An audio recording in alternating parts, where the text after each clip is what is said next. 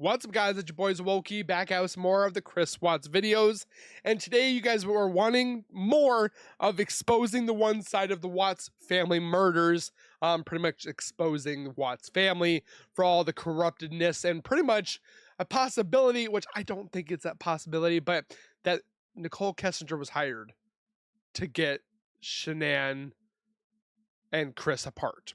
I don't think that's a possibility, but you guys want part 2 from Crime Catalyst from her video of the unspoken truths of the Watts family. So with that being said, grab a chair, get comfortable. Also, don't forget to subscribe to my YouTube channel by hitting that white bar icon down the bottom right. Hit the bell icon next to it. So when I do post videos like this one, you guys will get that little ring notification that I've posted that video, and then you guys can watch, comment, like, and share. And again, I thank you guys so very much for the love and support. And then make sure you guys don't forget to go down below and click on Crime Catalyst's video. Make sure you guys subscribe, comment, like, and share. I definitely would love to see her grow in her numbers. She does a fantastic job. And with that being said, let's get into the videos. I like that thing that she puts there. Trust your gut.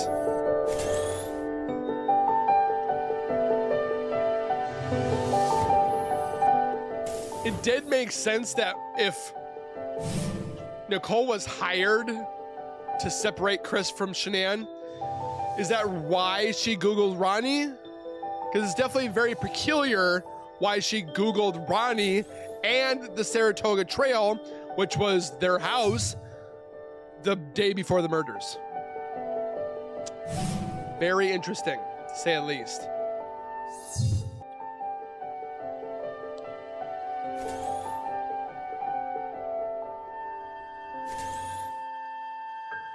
We want the truth. That's why we keep doing this.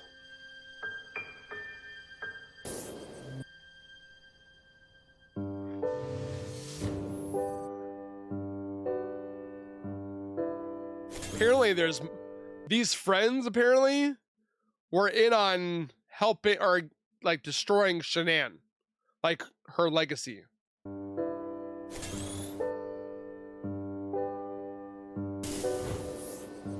Advocates? Woo. That Chris Watts is not a monster. Well,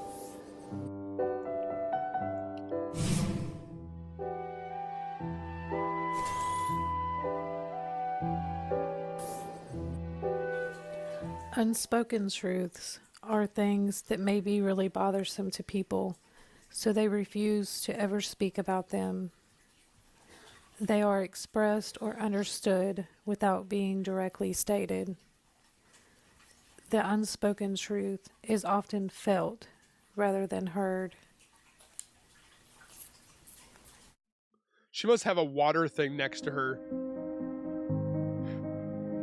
Like a waterfall. Part 2.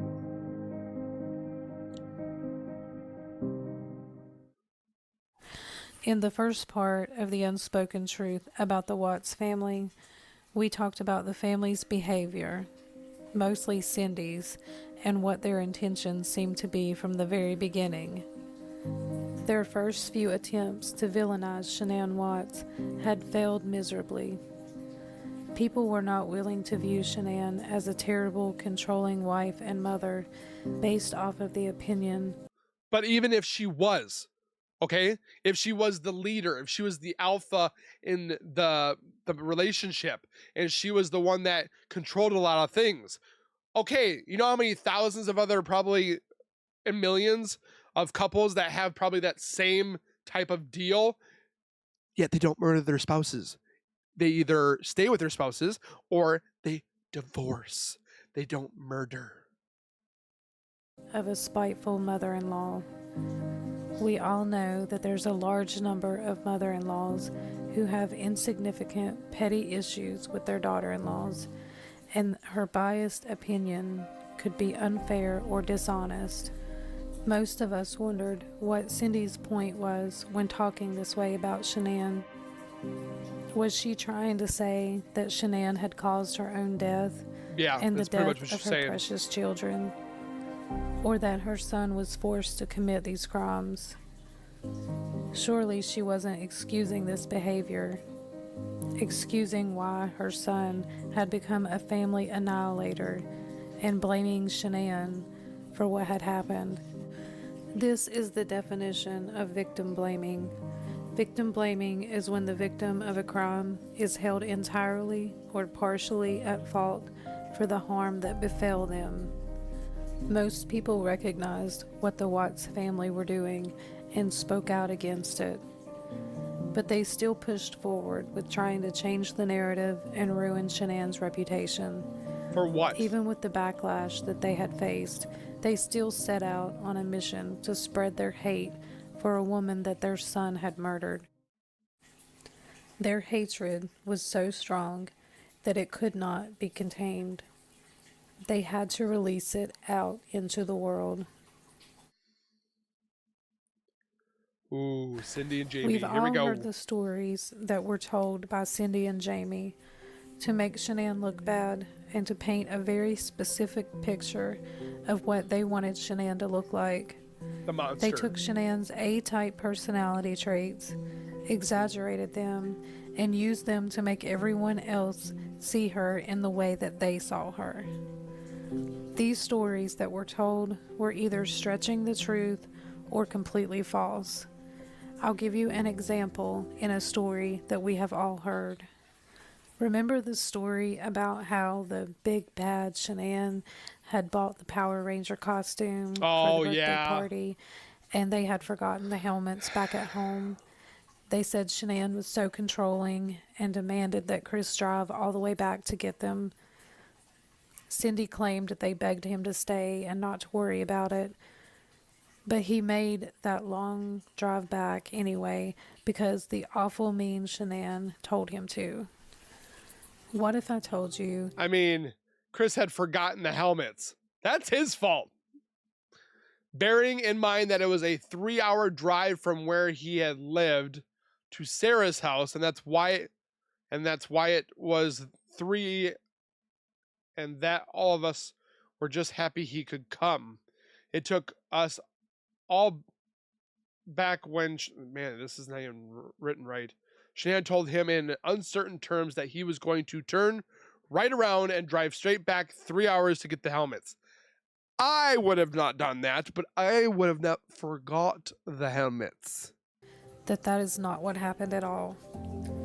Shanann didn't demand that he make that long drive after those helmets. He probably She never even went. asked him to. Chris volunteered to do it. He told everyone there that he didn't mind doing it.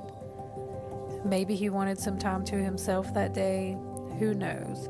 But Shanann did not yell and scream at him and demand that he do it like the original story was told.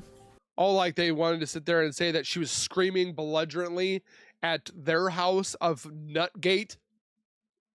If this story was distorted in order to make something seem like something that it wasn't, how many other stories that we have heard have been exaggerated or lied about? Actually, just to show that there are more stories that are not true, I'll share one more.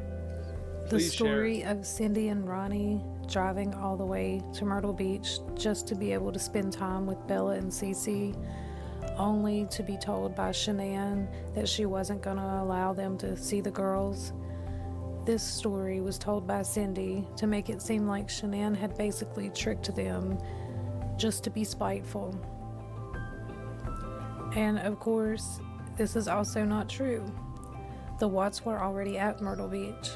In fact, the whole family was, including Jamie, her husband, and their children. Nikki Kessinger actually mentioned in her interview that Chris told her when him and Shanann got to the beach that day, he went to where his family was staying and there was a note on the door saying, "Son, if you came by, we are down at the beach." The Watts family were already at Myrtle Beach, and this was just a planned family vacation. They didn't drive down there specifically to see Bella and Cece. Oh, like the wedding that they didn't attend because they didn't get along? Grow up. And Shanann certainly didn't trick them into doing it. Cindy and Jamie seem to have developed the skill of storytelling.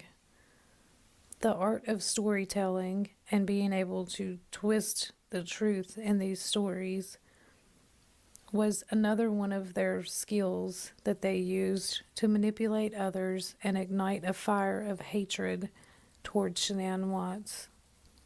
For what vendetta? To protect and try to make a monster look like not a monster? Some people may think that the Watts are not very smart because, like their beloved Chris, they seem like they sometimes play dumb. I think it's their way of not being held accountable and not having to take responsibility when they do something wrong. They're separating But themselves from their honestly, I son, think kind the of. Watts are much smarter than most people think. Observers. I think that the Watts are clever and very observant people. Observers are good listeners and absorb every little detail like a sponge. They are great judges of character and are scarily accurate. They take note of small things in life and always seem to be one step ahead of everyone else. Being an I don't think observer they is are. definitely a special kind of intelligence, and they can be very determined when they set their mind to something. The reason that I think that the Watts family have these qualities is because they quickly perceive the dangers ahead of them and carefully make plans to dodge trouble. They sat back and observed how other people perceived them and seemed to know when they needed to change directions. They knew that in order to maintain a good reputation, they would need others to do their dirty work for them. So Cindy Watts and her daughter Jamie Watts and Jamie's two friends Mel and Kel set out to find and create their henchmen. These ladies would use all of their observant skills to pick out which people they could manipulate into spreading hate and confusion in each story that they told. They used people on social media in order to change the narrative and adopt new theories that would take the heat off of them and change how everyone seemed to perceive their family. Creating their henchmen. The Watts family, including Cindy, Jamie, Mel and Kel, and Ronnie Watts, all use their manipulative skills to build a good reputation and get in the good graces of many people on Facebook. Just saying, the people of Chris Watts, the team Chris, whatever, you may have henchmen, but the people of Team Shanann, we have an army. Just throwing it out there. And YouTube. They would each befriend different people on social media and get them to use their platforms to express their approval and admiration for the Watts family.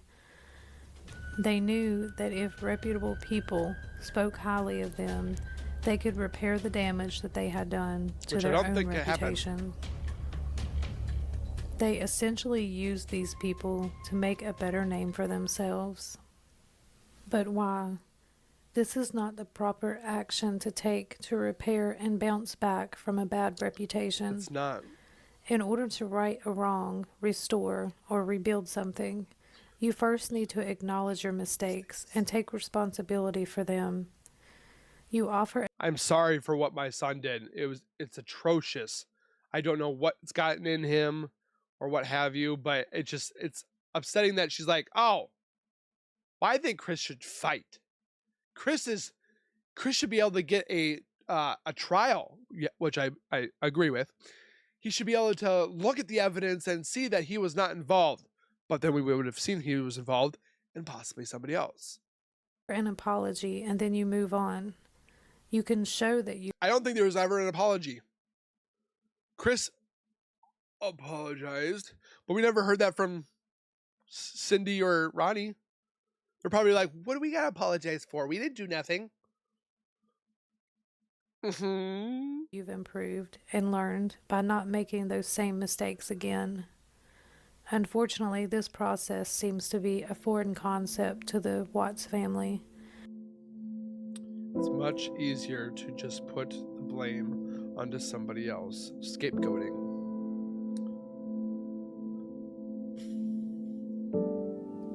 It comes as no surprise when we see Chris Watts modeling this behavior. No accountability, no responsibility, no apology. Creating the false narratives. Creating their henchmen to repair their reputation wasn't only just about changing the way that people perceived them. They realized that they had a much bigger problem when there were a couple of slip-ups here and there that caused people to question the Watts' true intentions. They went after the insurance money. The Watts had an agenda after Jamie slipped up and told a few people that she was the one who gave Chris the oxy. She admitted that she gave her brother the oxy that he poisoned his wife with. This was concerning, to say the least. Isn't that an accessory to murder? If you're the one that gave the oxy, unless Chris said it was for a headache or something, but why did Chris say that he will take it to his grave? And if she gave it to him, isn't that an accessory to murder? Least, because we don't know what Chris's intentions were. I'd ask her. Did you know that he was giving it to Shanann? That she gave him the oxy was not even the most concerning part of this. The most concerning part is her actions after the fact. If she did not know what Chris had planned to do, the solution is simple. Just let people know, hey, I didn't know what he was going to do with it. He asked me for it, and I gave it to him. There's a few ladies who have said that they were with the Watts when some of these theories were thought up. The plan was to create theories where they could eventually blame someone else for giving Chris the oxy. They created to get their eyes off of them, to cover up what they knew was the truth. One of these fake theories was that Nicole Atkinson was in the house that night. She wasn't. Once they'd convinced people that she was in the house and caused people to become suspicious of her, they would then say that Nicole... There is literally no evidence and there is literally no motive for Nicole Atkinson to have any part of this. That is ridiculous. Atkinson had gotten the oxy from her work, and it was given by her instead of Jamie. They would purposely lie and hurt someone who they knew was completely innocent, someone who had done nothing wrong and has had a hard enough life as it is. She has. So another unspoken truth about the Watts family is that they have no empathy. They do not have the... Did you see any empathy or any sadness for the little granddaughters? Ability to understand the pain that they cause others. They cannot see the hurt that they've caused because all they can see is their hurt and their pain. More unspoken truth. Remember, the unspoken truth is felt, but not always spoken. Most of us feel like the Watts family did not care for Shanann Watts. They didn't care for her when she was living, and they still do not care for her even in death. Most would even say they hated her. Even if the Watts have never said it, we can all feel it.